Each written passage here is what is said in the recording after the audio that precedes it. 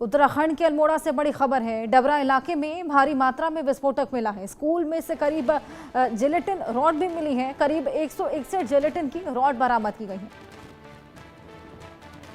विस्फोटक मिलने के बाद से ही इलाके में दहशत का माहौल है और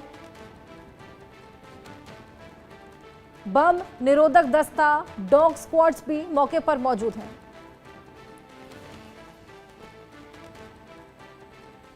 ये हमारे सल्ट थाना क्षेत्र का मामला, जिसमें मानीला के पास में डबरा गांव पड़ता है। डबरा गांव में स्कूल के पास में झाड़ियों में नीचे की तरफ में झाड़ियों में लगभग 161 जिलेटिन की छड़ें प्राप्त हुई। सूचना पर पुलिस, जो लोकल थाना पुलिस है, वो मौके पे पहुंची। उनके द्वारा उच्चाधिकारियों को सूचना दी गई। साथ ही साथ में बीडीएस को भी वहां पर बुलाया गया है।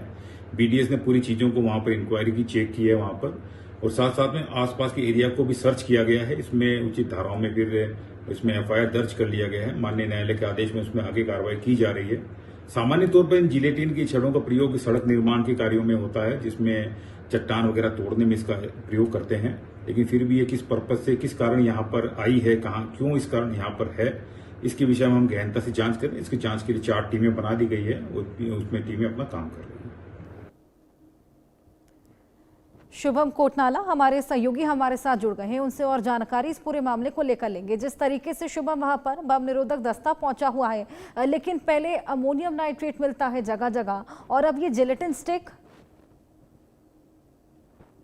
निश्चित तौर पर ये एक बड़ा गंभीर मामला है। उत्तराखंड के लिए भी गंभीर मामला है, क्योंकि जिस तरह से स्कूल के ही प्रधानाचार्य द्वारा बताया गया कि स्कूल के ही पास जब बच्चे वहां पहुंचे, तब जाकर उन्होंने जंगल में इस तरह की संदिग्ध रॉड देखी और उसके बाद उसकी जानकारी साझा की। तो निश्चित तौर पर हम समझ सकते हैं कि स्कूल के नजदीक होना ये अपने आप में एक बड़े खतरे की घंटी है। और हालांकि मौके पर जो है पुलिस के द्वारा पुलिस को सूचना इसकी मिली और पुलिस ने वहां पर पहुंचकर अपनी तमाम जो उनकी टीमें थी, चाहे बम निरोधक दस्ता हो, चाहे वो डॉग स्क्वाड के माध्यम से उसको डिटेक्ट किया और उसको अपने अंडर कंट्रोल में लिया है। लेकिन हम समझ सकते हैं, क्योंकि जिस तरह से इसकी जिलेटिन की 161 रॉड मिली है, तो निश्चित तौर पर ये एक बड़े, कह सकते हैं हम, धमाके के रूप में इस्तेमाल किए जाने की संभावना जरूर हम इसको कह सकते हैं। हालांकि अभी तक इसकी कोई पुष्टि इस तरह की नहीं हुई है, लेकिन इस तरह से अज्ञात तरीके से इसको जंगल में रखना और किसी की इसमें हम कह सकते हैं कि किसी का इसमें इन्वॉल्व ना होना, अभी तक कहीं ना कहीं हम कह सकते हैं कि किस माध्यम से इसको लाया गया हो और जंगल में आखिर इसको छिपाया गया है, तो किस मकसद से इसको छिपाया गया है। हालांकि क्योंकि ये भी बताया जा रहा है कि इसको चट्टानों को तोड़ने और तमाम सड़क निर्माण के कार्य में इसको इस्तेमाल किया जाता है, लेकिन अगर इसको लाया जाता है तो ऐसे संवेदनशील पदार्थ है जो कि विस्फोटक सामग्री के तौर पर इस्तेमाल किया जाता है, उसको लावारिस इस तरह से जंगल में छोड़ना, ये आखिरकार इसकी वजह क्या है, इसका कारण क्या है। एसएसपी के द्वारा इसमें बताया गया है कि जांच इसकी आगे की जा रही है और इसके लिए टीम गठित कर दी गई है। लेकिन ये अपने आप में जो है एक बड़ी बात सामने आ रही है, क्योंकि जिस तरह से दिल्ली ब्लास्ट हुआ उसके बाद से लगातार उत्तराखंड में भी कई तरह की बातें सामने आई है। लक्सर से जो है बीते दिन जो है साइबर फ्रॉड, इसके कनेक्शन, इंटरनेशनल कनेक्शन सामने आए हैं, अलग अलग बैंक अकाउंट्स आए हैं।